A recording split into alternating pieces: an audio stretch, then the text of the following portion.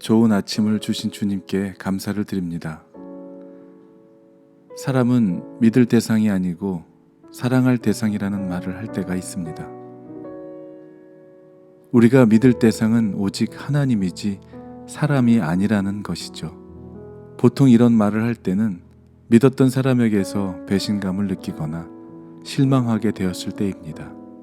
늘 이럴 때마다 다시는 이러지 말아야지 하면서도 참 내 마음 같지 않네 하면서 마음을 추스려야 할 때가 있습니다. 사람은 혼자 살아갈 수 없고 사회 속에서 사람들과 관계를 맺으며 살아가게 됩니다. 만나서 관계를 형성하는 사람들 속에서 우리는 많은 것을 보고 배우며 살아갑니다. 덕이 되는 것을 보고 배우기도 하지만 저래서는 안 되는구나 하는 것들도 배우며 살아가죠. 우리는 때로 사람을 지나치게 과대평가하기도 또 사실과는 다르게 과소평가하기도 합니다. 사람을 제대로 알지 못하고 내가 보고 이해하는 수준으로 생각하기 때문입니다. 하나님을 믿는 믿음에서도 이런 일들이 일어납니다. 성경책에서 읽은 하나님, 간접적으로 경험한 하나님을 통해 하나님은 내가 이해하는 수준의 하나님으로 제안합니다. 그러다가 어느 날 이해할 수 없는 일이 생기기라도 하면 이런 하나님이라면 나는 믿지 않겠어. 하나님이 뭐 이래? 하면서 하나님을 오해함으로 신앙을 떠나버리기도 합니다.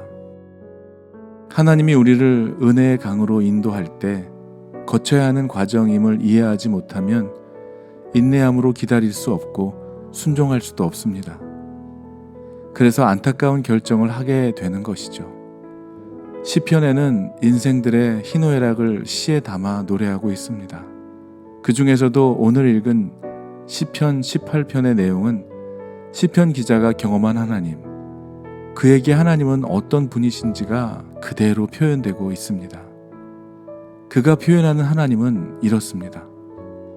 그의 힘이 되어 주셨던 하나님, 그 주님을 사랑한다고 고백하고 있습니다.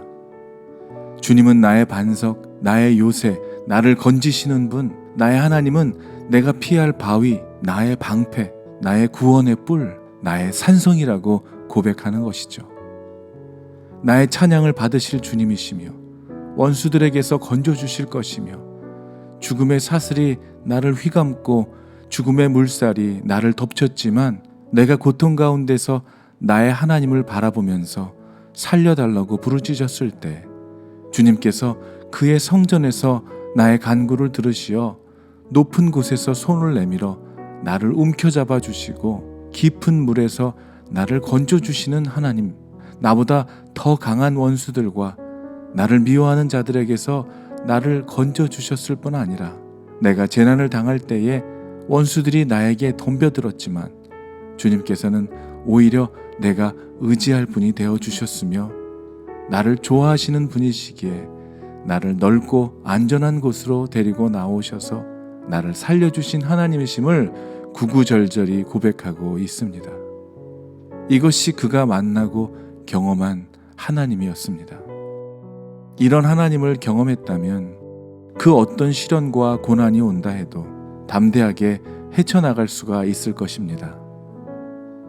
사랑하는 여러분, 여러분에게 하나님은 어떤 분이십니까? 어떻게 고백할 수 있으십니까? 세상은 하나님을 모르고 사랑도 알지 못합니다. 그래서 유행가 가사는 사랑이 무엇냐고 물으신다면 눈물의 씨앗이라고 말하겠어요 라고 표현할 수밖에 없는 것입니다.